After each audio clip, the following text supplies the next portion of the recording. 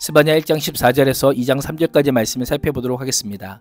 임박한 여호와의 날에 임하게 될 유다를 향한 심판의 2차 경고로 여호와의 날이 지닌 속성과 심판의 내용에 대해 언급합니다.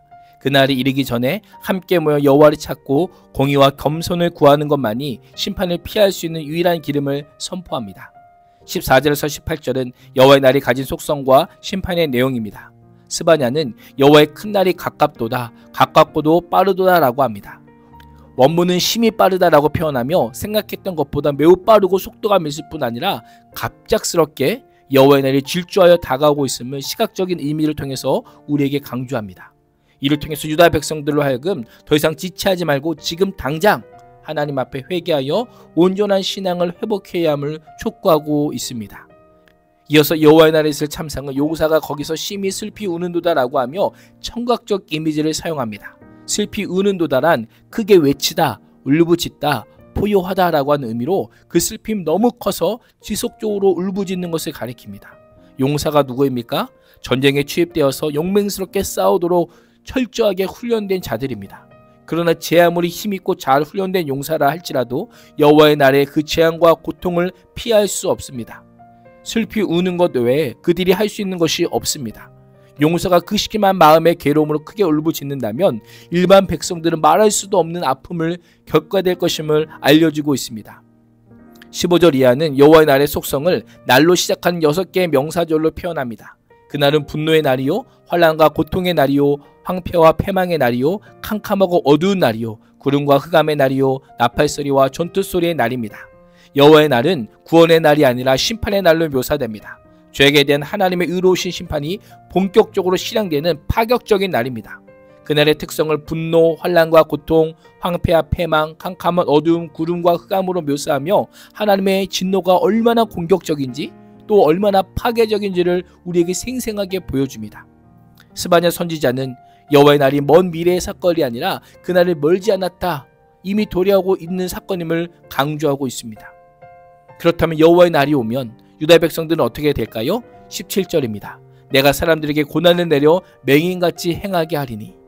전쟁 때문에 어둠과 흑암이 온 땅을 들이우자 피할 길을 찾지 못하는 사람들의 모습이 앞이 보이지 않아 우왕좌왕하는 맹인에 비유됩니다. 그들의 피가 물처럼 쏟아져 흐르고 바람이 불면 먼지와 섞여 날릴 것이고 시체가 여기저기 흩어져 썩어 냄새가 나고 역겨운 오물이 될 것이다 라고 합니다. 죽음 이후 어떻게 장사되는가에 큰 관심을 가졌던 고대 근동의 문화에서 시신이 수집되지 못한다? 가장 큰 저주입니다.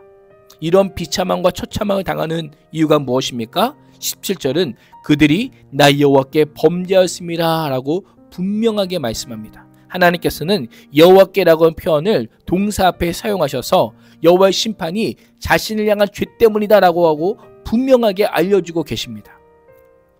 그러나 안타깝게도 여호와의 심판에서 그들을 구해줄 수 있는 것이 아무도 누구도 없습니다. 그동안 열심히 쌓아온 은과 금도 그들을 구할 수 없습니다. 사람이 세상에서 동원할 수 있는 그 어떤 방법으로도 그 어떤 것으로도 여호와의 분노의 심판에서 그들을 건져낼 수 없음을 강조합니다. 그렇습니다. 여호와의 진노는 불가항력적이며 경이적으로 임합니다. 여호와의 날 앞에는 그 어떤 재산도 권력도 명예도 무력하게 됩니다. 주님의 불같은 질투가 온 땅을 활활 태울 것이고 땅에 있는 모든 사람들은 눈 깜짝할 사이에 없어질 것입니다. 세상적인 방법, 인간적인 방편은 결코 우리를 구원할 수 없음을 기억하며 마지막 날까지 우리 주 예수 그리스도를 붙잡을 수 있기를 축복합니다. 2장 1절에서 3절은 여호와의 날을 대비하는 방법입니다. 스바냐 선지자는 심판날을 피하기 위해 유일한 길을 알려줍니다. 바로 여호와를 찾는 겁니다.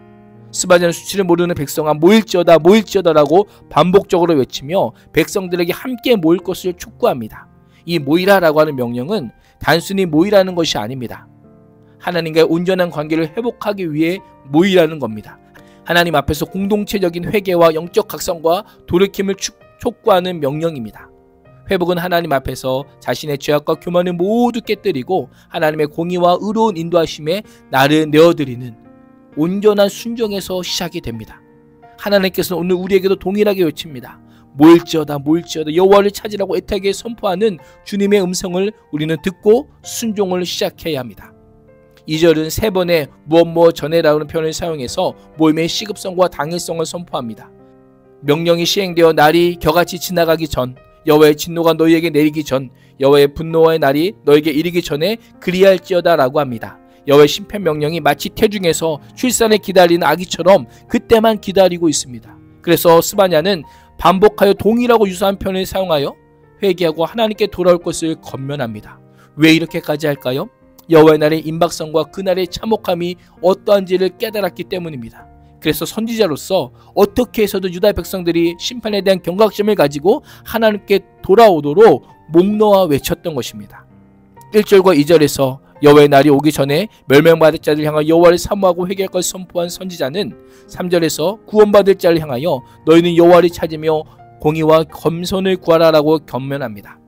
겸손함이란 단순히 마음의 너그러움이나 친절함이나 부드러움이 의미하는 것이 아니라 수없는 고난과 역경 속에서도 매 순간 역사하시고 인도하시는 그 하나님을 믿으며 자신을 비우고 하나님께 모든 것을 맡기는 자세가 바로 겸손입니다. 이런 자세를 가진 사람은 당연히 하나님 앞에서 금심령이 가난할 수밖에 없고 자기를 부인하고 여호와를 찾을 수밖에 없는 것입니다. 고대 근동에서 신의 진노를 피하는 방법은 그 신으로부터 최대한 멀리 도망가는 것이었습니다. 그러나 여호와의 진노를 피하는 법은 완전 정반대입니다. 오히려 여호와를 찾고 구하고 여호와께 매달리는 겁니다. 하나님의 말씀 앞에서 가난해지고 교만을 버리고 겸손과 공의를 간구하는 것이 참된 회개의 조건인 것입니다. 여호와를 찾으며 공의와 겸손을 구하는 자들은 진노의 날에 숨김을 얻게 될 것이다 라고 말씀하고 있습니다. 오늘도 여호와의 날, 하나님의 진노의 날에 우리가 숨을 유일한 곳은 죄인인 우리를 위하여 자신의 아들을 십자가에 기꺼이 내어주신 하나님의 사랑밖에 없음을 고백하며 살아갈 수 있기를 주님의 이름으로 축복합니다. 기도하겠습니다. 하나님, 여호와의 큰 날이 점점 가까이 옴을 믿습니다. 임박한 심판과 최후의 경고의 말씀 앞에 회개하고 돌이킬 마지막 기회를 주셨음을 믿으며 여호와를 찾고 공의와 겸손을 구하는 삶을 살게 하여 주옵소서. 예수님의 이름으로 기도합니다. 아멘.